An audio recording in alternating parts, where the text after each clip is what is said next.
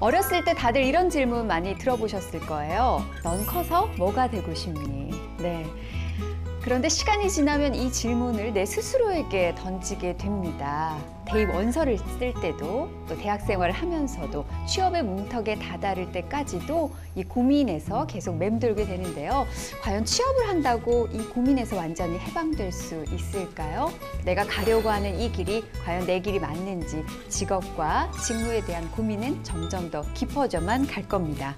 그런데 이 고민이 깊어지는 이유를 한번 생각해 보면요. 내가 정말로 하고 싶은 일을 할 수 없다는 것과 또 진짜로 하고 싶은 것이 무엇인지 알 수 없다는 데서 오는 게 아닐까 싶습니다. 최근에는 이 고민에서 벗어나서 내가 진짜로 할 수 있고 하고 싶은 일을 스스로 찾아가는 사람들이 많아지고 있다고 하는데요. 이들이 선택한 것 바로 창직입니다. 세상의 기준으로 만들어 놓은 직업을 선택하는 것이 아니라 내 스스로 직업을 만들어가는 것이죠. 과연 이 창직이 요즘같이 심각한 취업난을 해결할 수 있고 또 내 꿈을 실현하는 데 새로운 대안이 될 수 있을지 오늘은 창직에 대해서 알아보고 배워보고 창직을 통해서 스스로 직업을 만들어 가신 분들의 이야기를 직접 들어볼까 합니다. 요즘처럼 고민의 문턱에서 머뭇거리고 계신 여러분들에게 큰 도움이 됐으면 좋겠습니다. 그럼 본격적으로 시작해 볼까요?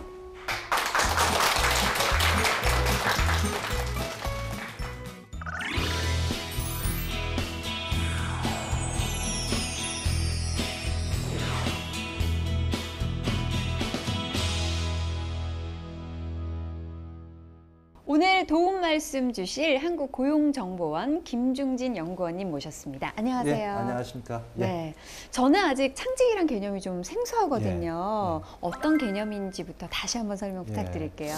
창직 말 그대로 이제 새로운 직업들을 만든다 이제 이런 개념입니다. 직업 세계가 크게 이제 바뀌면서 뭔가 과거와는 다른 새로운 영역들이 나타납니다. 이제 그런 새로운 영역들을 자기의 어떤 적성이나 흥미 또 뭐 가치관에 기반을 해서 고객들이 그런 어떤 제품이나 어떤 서비스를 살 수 있는 새로운 영역들 이런 걸 만드는 것을 이제 창직이라고 합니다. 네, 예. 새로운 영역을 만든다는 의미는 참 좋은데요. 과연 이게 실현 가능할지 여기 있는 우리 청년들도 해낼 수 있을지 좀 막막하게 느껴지는데요.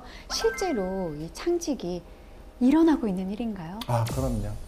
그 창직이 지금 일어나고 있고요. 그렇게 뭐 사실 뭐 쉽다고도 얘기할 수도 없지만 그렇게 이제 어렵지도 않습니다. 창직이라는 개념이 뭐 최근에 어떤 부상이 되기 때문에 새로운 거라고 느끼지만 이미 창직이라는 것은 있었던 겁니다. 우리가 이제 지금 아주 일반적으로 느꼈던 뭐 다이어트 프로그래머, 또 뭐 웨딩 컨설턴트, 또 뭐 수납 정리원 이런 직업들은 다 이게 창직이 된 겁니다. 그러니까 근데 다이어트 프로그래머 같은 경우는 우리의 식습관 자체가 서구화되면서 또는 뭐 경쟁이 치열해지면서 이제 외모 이런 것들이 하나의 그 이제 경쟁력이 되는 그런 시점에서 살을 빼는 그런 일들이 직업들이 수요자가 서비스를 살 수 있겠다라고 이제 느꼈던 저희가 얘기하는 창직자라고 얘기합니다.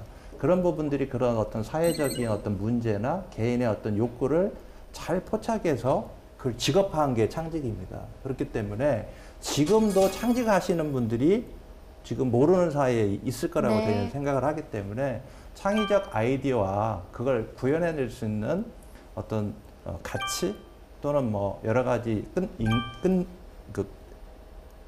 인내력 뭐 이런 것들이 갖춰지면 충분히 창직할 수 있을 거라고 봅니다.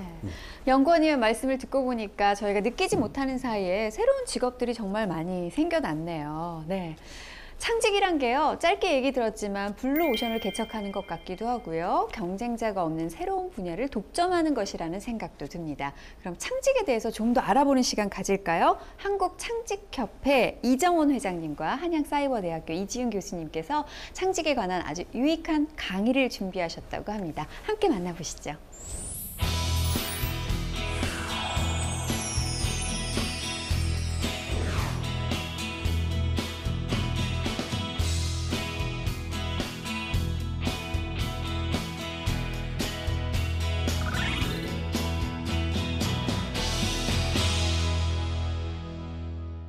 네, 안녕하십니까. 네, 한국창직협회장 이정원입니다.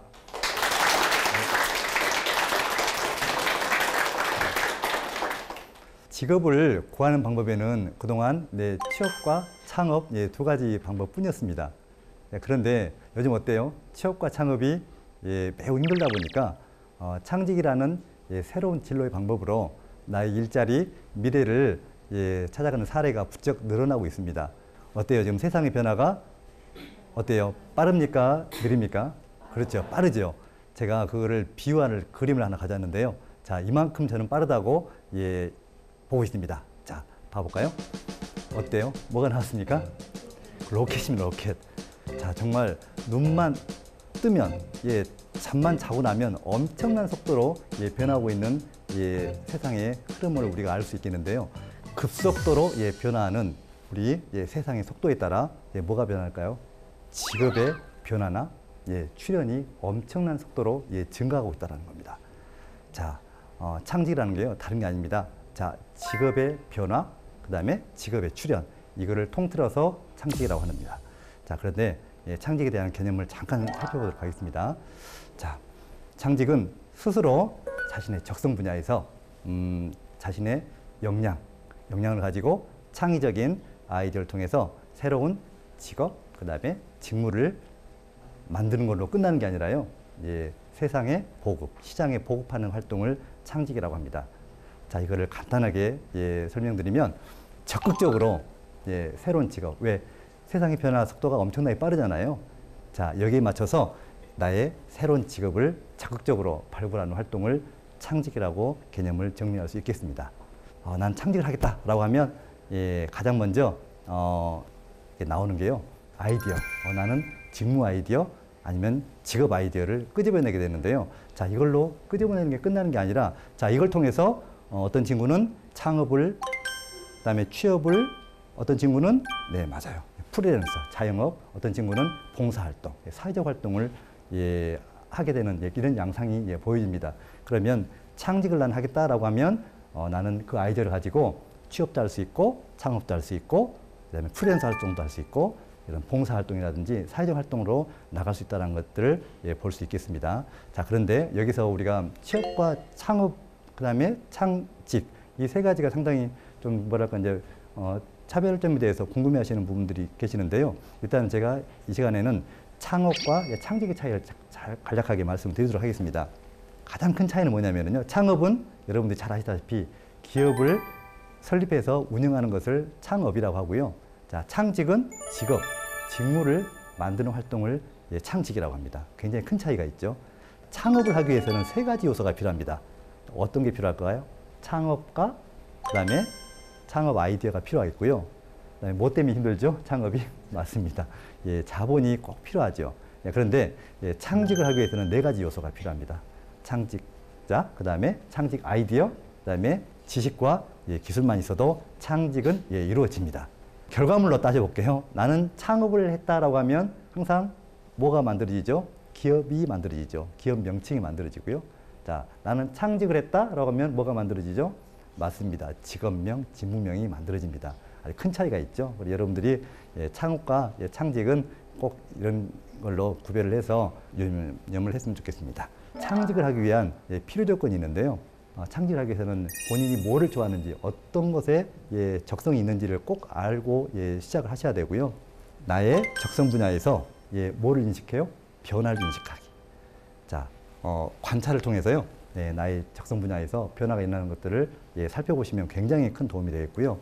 두 번째는 세상에 돌아가는 이 변화를 예측하고 이런 부분들에서 여러분들이 적극적으로 찾아내는 그런 통찰력이 아주 중요할 것 같습니다. 자, 세 번째는 그 상태에서 끝나는 게 아니라 이거를 남보다 조금 더 일찍 실천하는 실천력이 상당히 중요합니다. 이 세 가지만 여러분들이 잘 염두에 두고 하셔도 창직에 어느 정도 여러분들이 성공할 수 있는 기반은 닦여 있다고 볼 수 있겠습니다.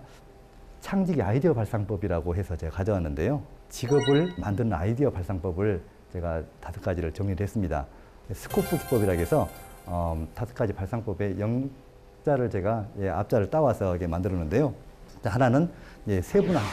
자, 어떤 사물을 봤을 때 우리 세분화하고, 두 번째는 네, 대응하고, 자, 세 번째는 네, 연결하고, 자, 네 번째는 대립하고, 자, 마지막 다섯 번째는 융합하라. 자, 이 앞글자, 영문자를 따서 스코프 기법을 제가 네, 가져왔는데요. 자, 이거를 사례를 들어서 여러분께 소개를 해드리겠습니다. 양파를 이렇게 난도질을 하는 장면이 하나 나오죠. 자, 이게 뭐냐면, 자, 세분화하는 겁니다. 직업이 가진 여러 가지 직무 중에 이렇게 쪼개서 예, 특화하고 전문화시키면 예, 새로운 직업들이 나타납니다. 자, 일례로 이번 이미 여러분들이 알고 있는 예, 그 직업인데 웹 전문가. 예전에는 처음에 웹이라는 게 90년대에 나왔을 때는 그냥 모든 걸 통칭해서 웹 전문가라고 했습니다. 그럼 지금 어때요? 웹 전문가라는 표현보다는 나는 웹 디자이너다, 아니 나는 웹 기획자다, 나는 웹 프로그래머다, 이렇게 전부 다 세분화되어 있잖아요. 맞습니다. 요즘에 뭐 빅데이터라든지 드론이라든지 이런 산업들이 계속 뜨잖아요. 현재는 드론 전문가, 뭐 빅데이터 전문가로 모든 게 통칭이 돼버리는데 1년, 2년 지나면 모든 게 세분화된다 할 수 있습니다. 그래서 그런 부분들을 잘 여러분들이 염두에 두시면 내가 이런 새로운 직업을, 아이디어를 만들어낼 수 있다 라고 접근이 가능하고요. 자, 두 번째, 자, 대응하라인데요. 기존 직업과 대응하는 직업을 만들어라. 자, 대응은 1대1 대응이죠. 자, 대응이라는 직업 중에 이제 예를 하나 가졌는데요. 소믈리에가 어떤 뜻이죠? 소믈리에 어떤 직업이죠? 소믈리에? 예.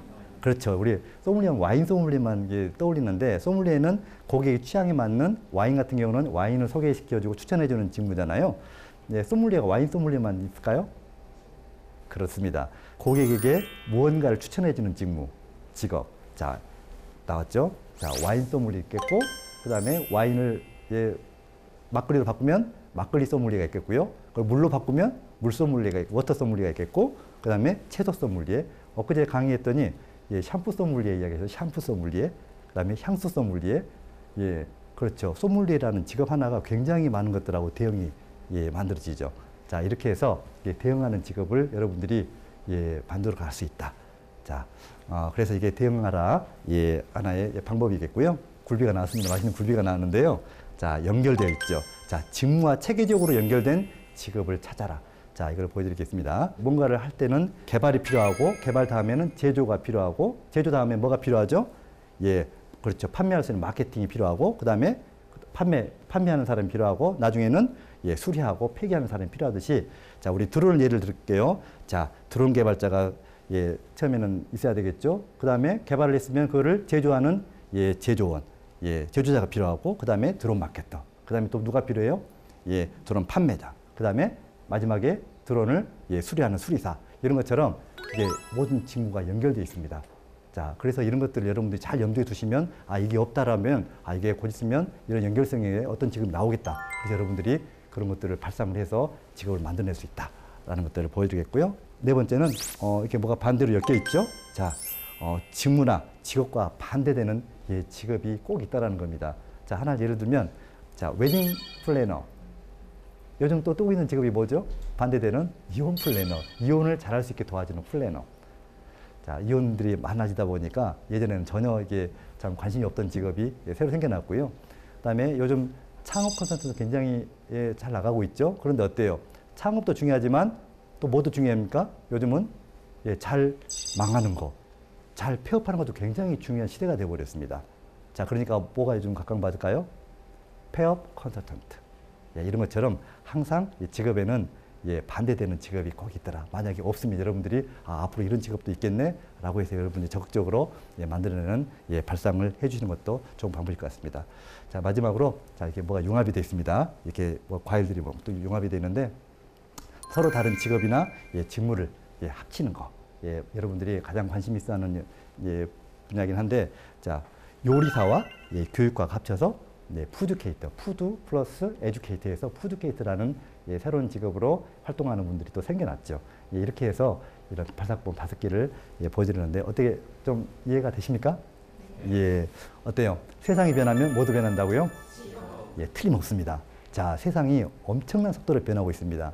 자, 그러면 직업도 변하고 일자리도 변하고 있습니다. 절대 여러분들이 고여있는 물에서 계시지 마시고요. 이런 세상의 변화를 꼭 관찰하셔가지고 여러분들이 창작에 나서서 여러분들이 일자리, 그 다음에 대한민국 일자리를 열어가는 주인공이 되었으면 감사하겠습니다. 이상입니다.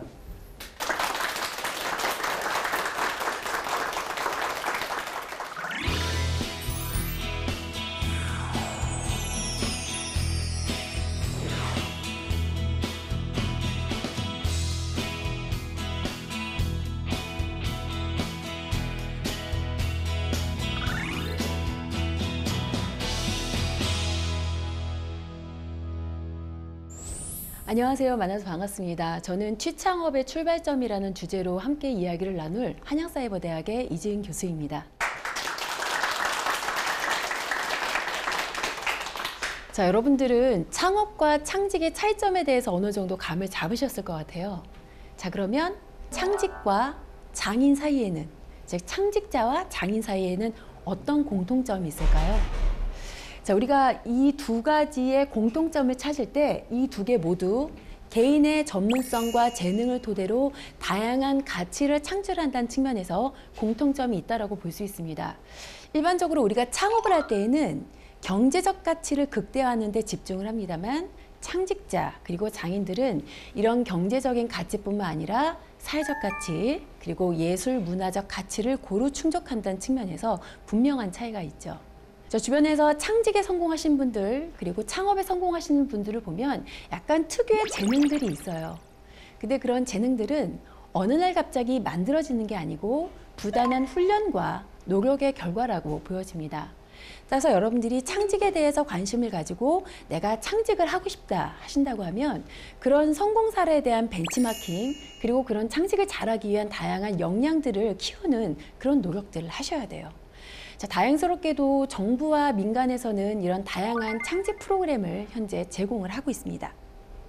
이른바 창직 지원 프로그램이라는 건데요. 청년들의 도전적, 창의적 활동을 통해서 직업 능력을 향상시키고 또 기존의 직무를 재설계해서 신규 직업이나 일자리를 창출하는 정부 지원 사업 중에 현재 고용노동부에서 하는 사업 중에 청년 취업 아카데미가 있고 그 안에 창직 과정이라는 게 있습니다.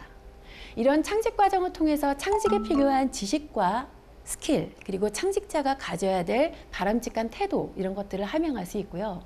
또 이런 과정에 참여한 학생들이 프로젝트 팀을 만들어서 다양한 창직 아이디어를 만들어내고 그것에 대해서 매년 시상을 하고 있어요. 이게 바로 창직 어워드입니다. 자, 작년도에 이제 심사를 하러 갔더니 정말로 독창적이고 재미있는 다양한 새로운 직업들이 소개가 됐습니다. 지금 뭐 떠올려 보면 제가 기억에 남았던 팀은 아주 오래된 IT 기기를 업그레이드하는 IT 리모델러라는 새로운 직종이 있었고요. 또 제가 개인적으로 참 좋았던 팀은 전통과 문화를 연결하는 전통문화 커넥터라는 또 새로운 직종도 있었어요.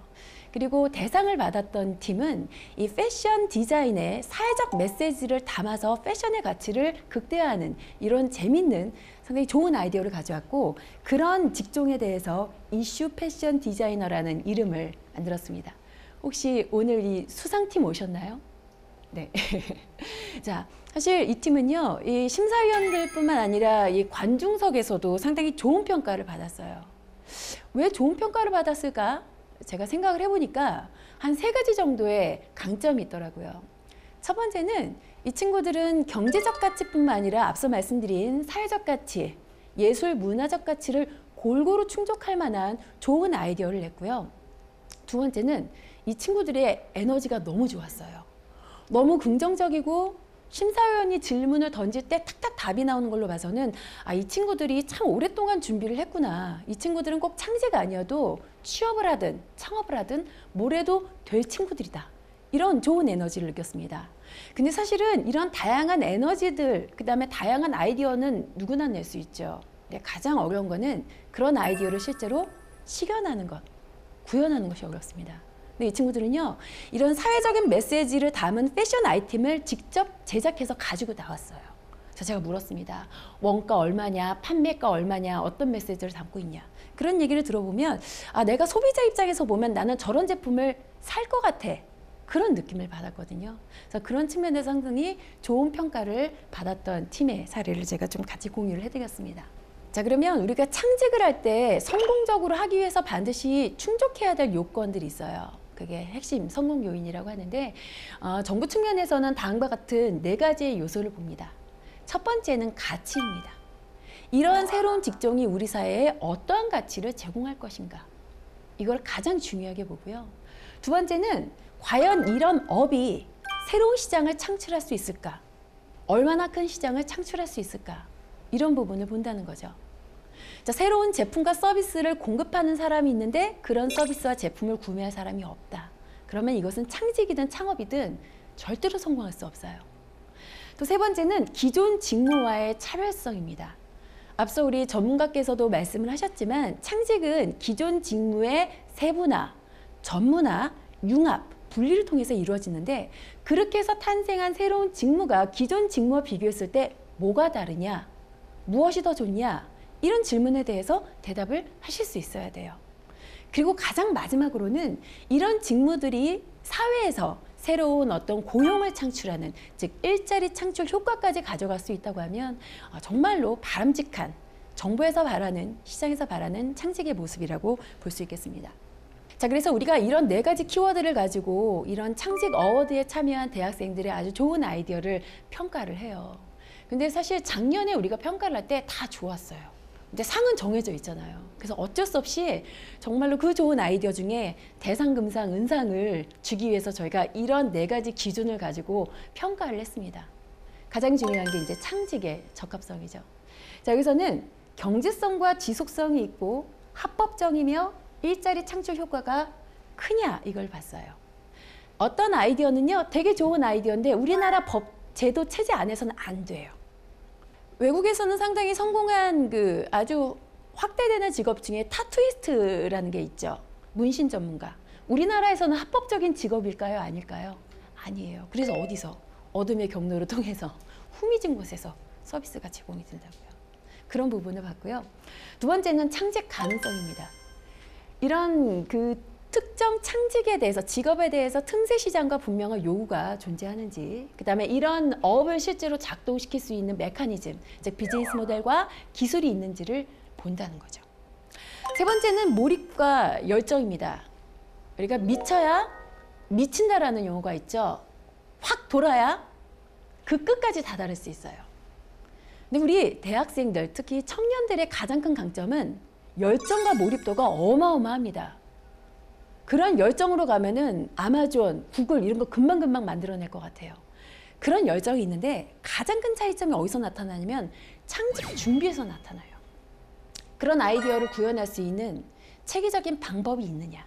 그런 것들은 저희가 질문 몇 번 던져보면 바로바로 나옵니다. 우리가 질문을 했을 때 그 질문에 대한 답이 나오면 이 친구들은 상당히 많은 고민의 끝에 이런 모델을 만들었구나. 이런 것들을 알 수 있다는 거죠.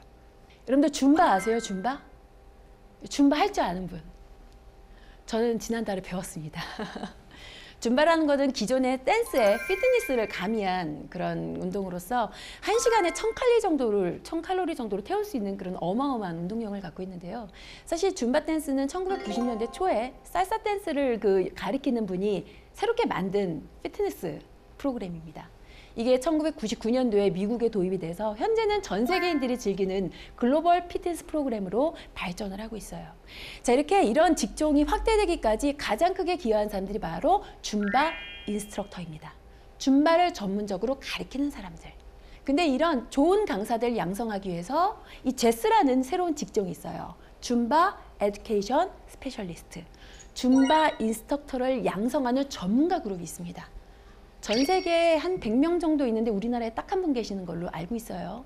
이런 사람들이 줌바를 가리키는 트레이너의 전문적인 전문성을 완성했기 때문에 지금 오늘날 이런 줌바 프로그램이 전 세계적으로 좀 확장이 되고 있는 거거든요.